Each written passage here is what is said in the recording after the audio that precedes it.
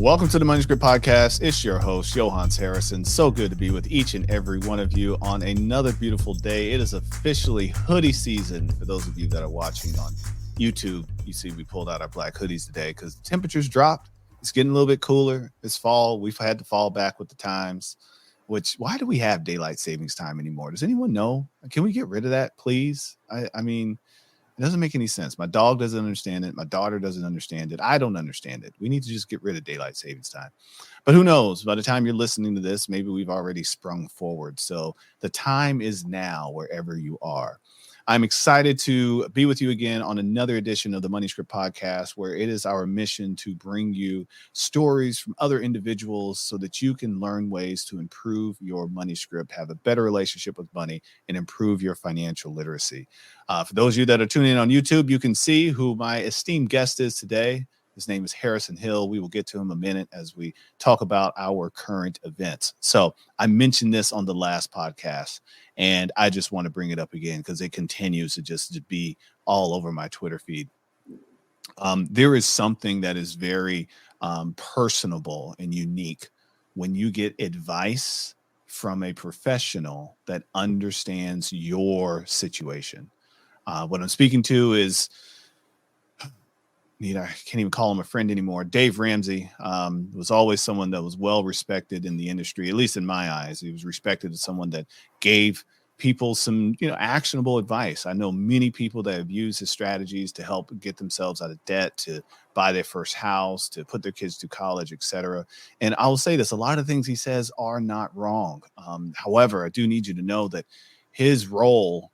He's a multi-millionaire, and I have nothing against multi-millionaires. That's not a bad thing, but his role because he is a multi-millionaire, his role to the general public is to continue making his millions.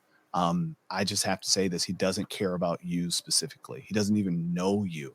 So be careful when you are using the information that he's providing as advice. That's why I try to keep things very general for you and try to keep things in a more conservative manner. So if you are someone that believed him when he said that you can get 12% returns every single year and take out 8% and never have to worry about running out of money, I'm sorry, he lied to you. That is only possible if we were in a bull market forever. But we don't have bull markets forever. This year has been a good year, 2023, that is. By the time you listen to this, and maybe 2024, the year may not be off to such a great start. But that's the thing. We have good years and we have bad years. That's the market. It's the average. You don't really get the average. There's a old saying, I think it was a Yogi Berra or one of those guys from the, 60s or some year. I don't know what year he played baseball. I'm not a big baseball fan. But the point is, there's a saying that he may not have even said. Maybe the internet said it. But the saying goes, if you take one foot and you put in a hot bucket of water, and you take the other foot and you put in an ice bucket of water, you are not going to be on average warm. You have a hot foot and a cold foot. It's the same thing with the markets. You don't really experience warm or the average. You experience highs and you experience lows, and over a long period of time is when you get the average. So just because you hear, they say, oh, well, the stock market averages 10% a year or 12% or whatever. Yeah, that's the average when they're taking in lots of data. You got to go back to your algebra classes about the average and what it is. It's the highest the high and the lowest the low, and you average them out based on how much time you have. So it takes a while to get that average. So you don't really get 11% a year. You get 20% one year and -2 the next, and 5 and 7 and -15 and on and on and on. So, but again, that's why we're here, is to bring you a little bit of the truth. Don't believe the hype. And if you need advice for your situation, don't call up my show. Well, you can't call my show. We don't have call-ins. Don't call Dave's show for advice. He doesn't know you. He's selling books and he's making money for his advertisers. Stepping off soapbox. Harrison, I appreciate you staying with me as I went on that rant there. So, ladies and gentlemen, I'd like to present to you this young man. His name is Harrison Hill. I know he has a great name, Harrison, right? Harrison Hill. He is from Overland Park, Kansas, currently a resident of the great city of Los Angeles. He is a photo editor. Yes, a photo editor for the New York Times. He has the job I thought I wanted when I went into college. We were actually just talking a little pre-show. We have a couple things in common about our freshman year of college. He got to get some pictures of some pretty cool people his freshman year of college. We'll talk about that later. I got photos of some cool people my freshman year of college. Shout out to Def Jam. Thank you for that. But with no further ado, Harrison, how are you today? I'm doing good. How are you doing? Man, I'm doing great. I'm doing great. So let's just dive right into being a photo editor. I mean, you get to be at all of the amazing places. I think so going through your website, you were at the Olympics a few years ago. So you were at the COVID Olympics. You did the COVID Olympics. Yeah, I did. I did one of them. There was two. There was the Summer Olympics in Tokyo uh, in 2021, I believe, that I didn't get to Uh-huh. go to because I got COVID 2 days before my flight. Oh wait, so you couldn't go to the COVID Olympics because you had COVID. Yes, Got it. the Okay. COVID Summer Olympics. That was in No Tokyo. COVID Summer Olympics because you had the COVID. Got it. Okay. So then the Winter Olympics happened after that in Beijing, and I was able to go to that. Okay. Okay. So let's see. I've never been to the Olympics. I don't think so. No, because the Olympics were in Atlanta. That's the last time in the United States. Is that right? I think so. I'm No, pretty sure. Yeah. Utah. Wasn't there Utah? There was a Winter Olympics in Mm, Utah, right? there may have been. I just Yeah. don't know the dates on which one happened when. I don't need. It's all a blur. But I've never been to them. So what is that experience like going to the Olympics? Man, it was something. It was special, man. I mean, you got to see the best athletes in the world compete, and just being around people who have that mentality, that real winning mentality, and have the discipline to be able to take their skill to the highest level in the world is. It was really beautiful to see. It was really motivating for me to see. Um, we were on lockdown because of COVID. Oh, okay. So our travels only went from our hotel room to the venues of the events. Um, so So you I didn't didn't get to get really see Beijing.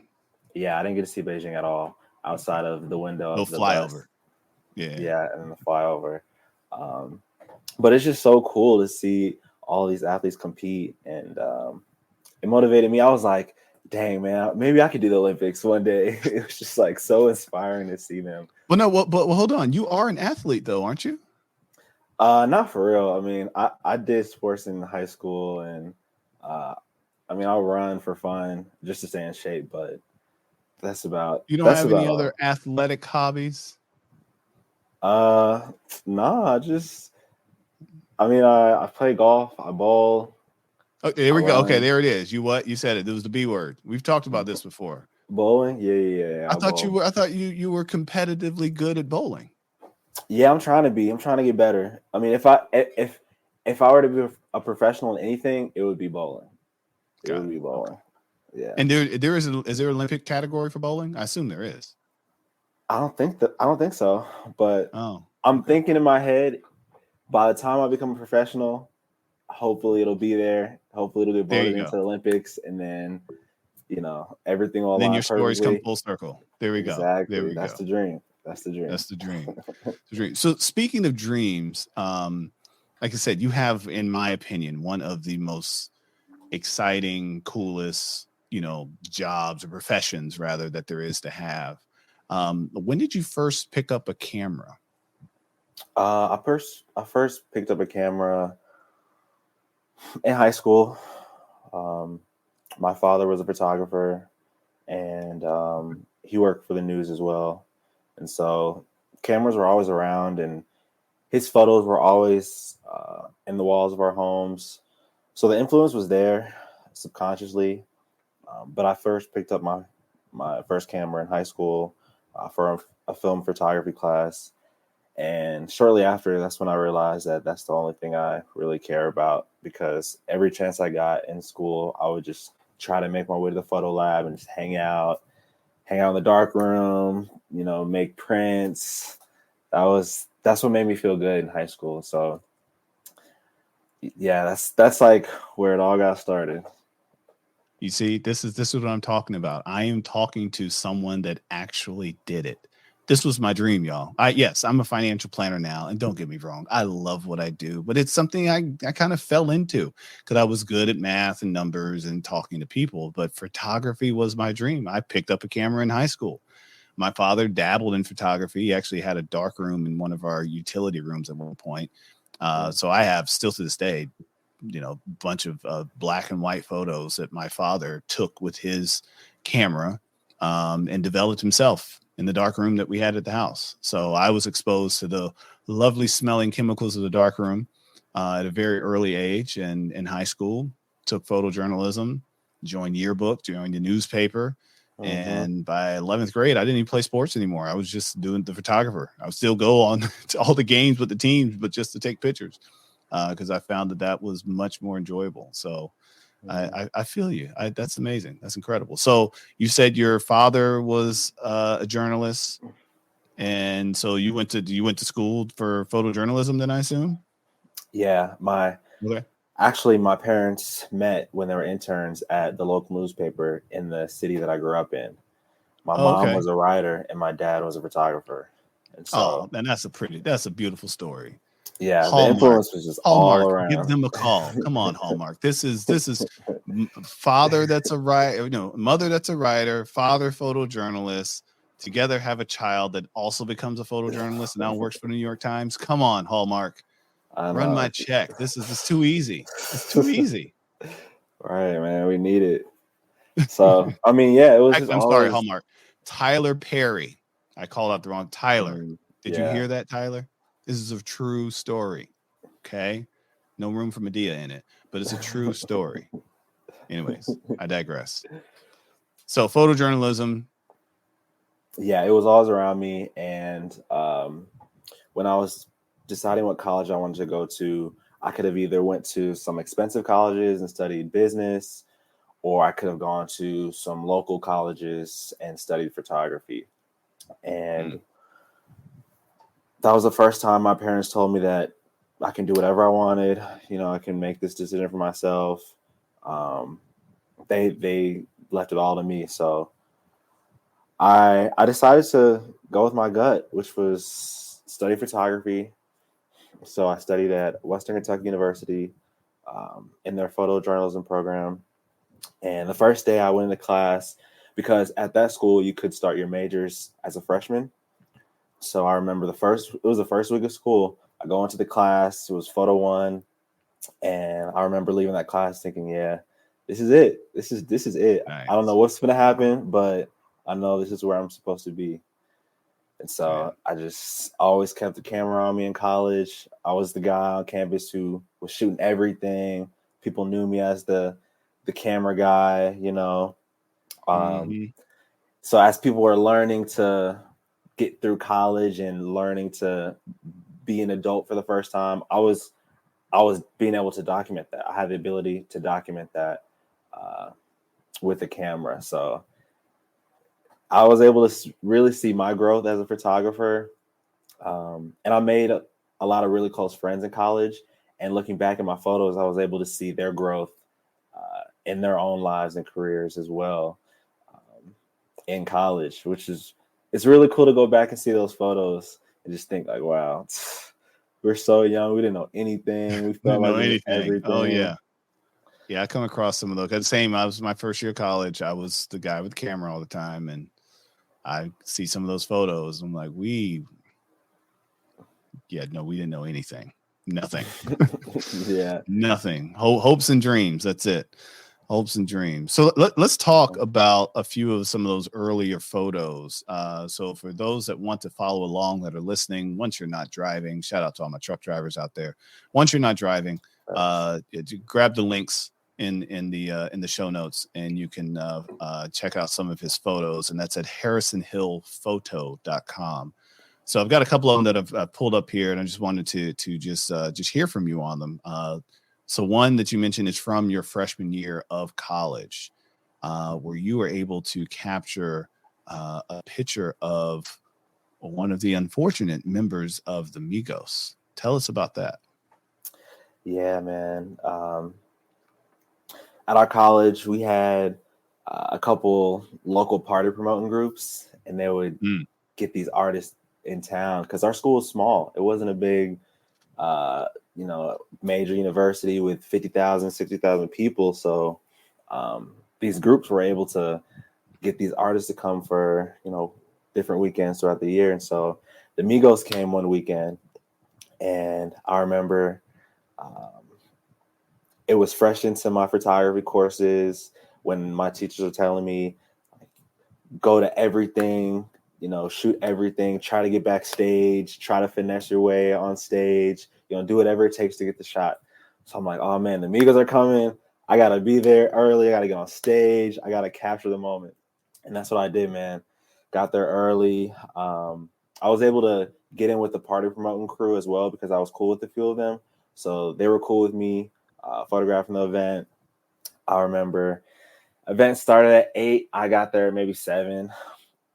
Migos were supposed to come on at like 11. They came at like 3 in the morning.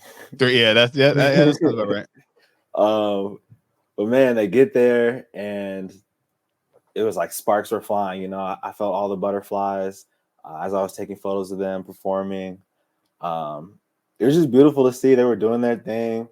They were hot back then, man. It was like prime Migos time. It's 2014, so yeah, man, I was able to capture them during the show. And you just never know how meaningful your photos will be until facts. The future, until things happen. And my favorite shot, which is on my website, was of Takeoff after his performance. He was just smoking. He had a towel over his head.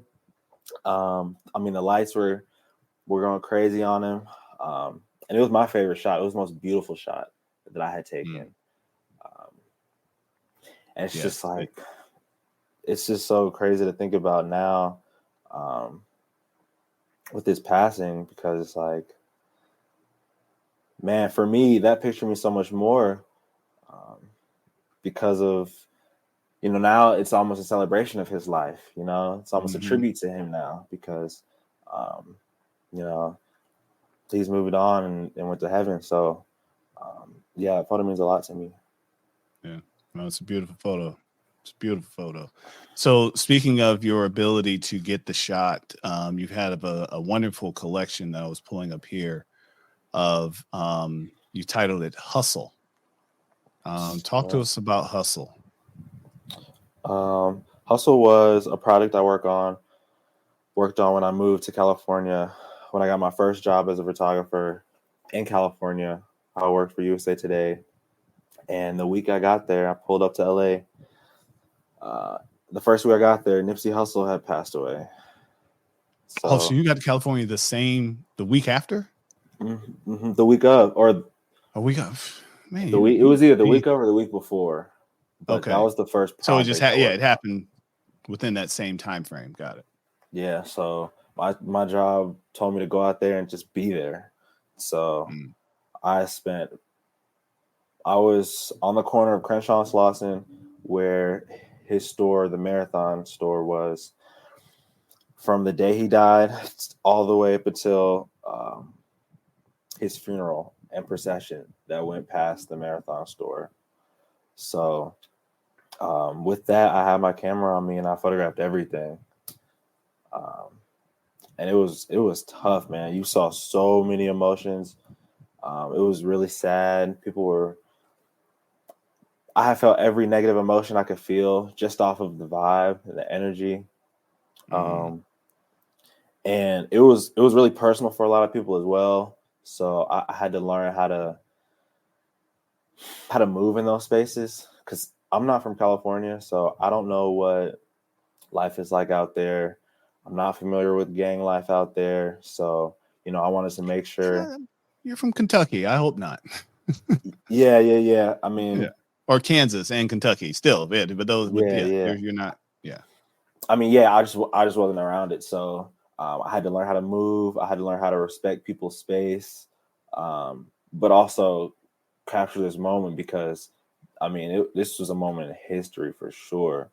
Oh yeah. And so I did my best, man. And it was a roller coaster, but the last day was the funeral and the procession. And it ended on a good note. Everyone, it was a celebration at the end of the day of his life. And I was thankful that I was able to capture that celebration. And I was thankful that the end of that project just ended on a good note. Um, with so many people showing love and celebrating the things that Nipsey did for his community and the role model that he was for his community, being able to shed light on that as the major part of the project and the end of the project was good. That really helped me get through it. So, indeed. On to something a little bit more fun. Talk to us about this photo of McGregor walking down the red carpet here. Yeah, man, that was for a press run for his fight with Floyd Mayweather. Oh, so did you get to go to the fight too? I didn't get to go to the fight. No, the fight was in. For? I was working for a company called the Players Tribune. Oh, okay. So you're okay. So this wasn't New York Times money. It wasn't. USA. Wasn't. Yeah, USA Today were like, look. Yeah, I was in New York. Seat. Yeah, I was in New York, but I wasn't working for the New York Times yet. So, the money was different. But regardless, McGregor was in New York and Mayweather was in New York for their press run. So they went to a few major cities and had face-offs and interviews, things like that. So I got to go to the one in New York, and it was a show, man. It was a freaking show. I mean, McGregor came out. He was acting a fool, talking trash. And it was the same thing. The access that I had, it wasn't as full as all the people had. So I kind of had to finesse my way on the stage, and like I was able to get myself in positions to get the shot, which was great. Did you get one of Floyd like that as well, or did you just got McGregor? I got Floyd as well, but it wasn't the same. I mean, McGregor walked on stage like he was the king of the world. Yeah, he did. Too bad he didn't walk out of the ring like the king of the world. No. Well, Floyd, he had his moment too, but he just threw money at him. But so the Floyd photo wasn't worthy to make it onto the website. Just McGregor. No, this was the best shot. Okay. This was the most because it was a testament to like the person he was that night. And no, it's a great shot. I mean, he was very like bigger than life. Yeah, man. I mean, he was trying to be bigger than Mayweather. I mean, that was the thing. I mean, Mayweather, the undefeated, undisputed, etc. It's like he had to make himself even bigger than he already was. Yeah, and that's what he was doing. He was making sure all the cameras were on him. He was making sure all the people were looking at him. He was, he was saying everything he could to make sure people heard him as a person. Agreed. And so agreed. That's why that was my favorite shot. Also visually it was my favorite shot, but I mean, Floyd won the fight. So if I was there, I feel like a shot of Floyd would have been it.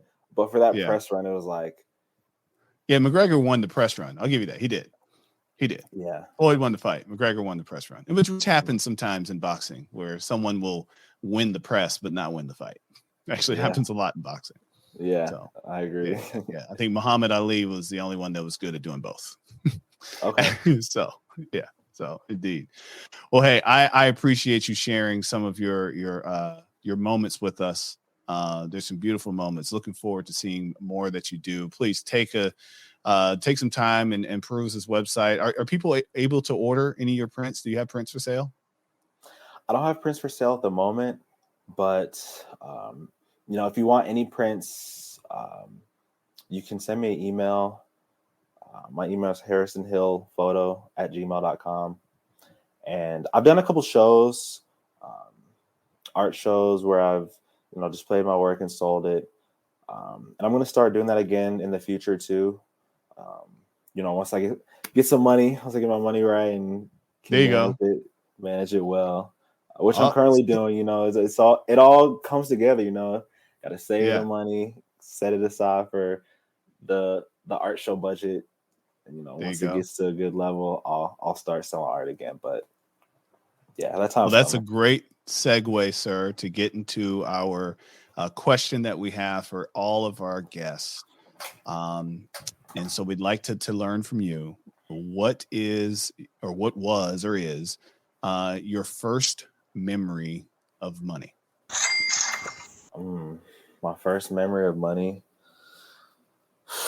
it was probably when I sold candy in middle school.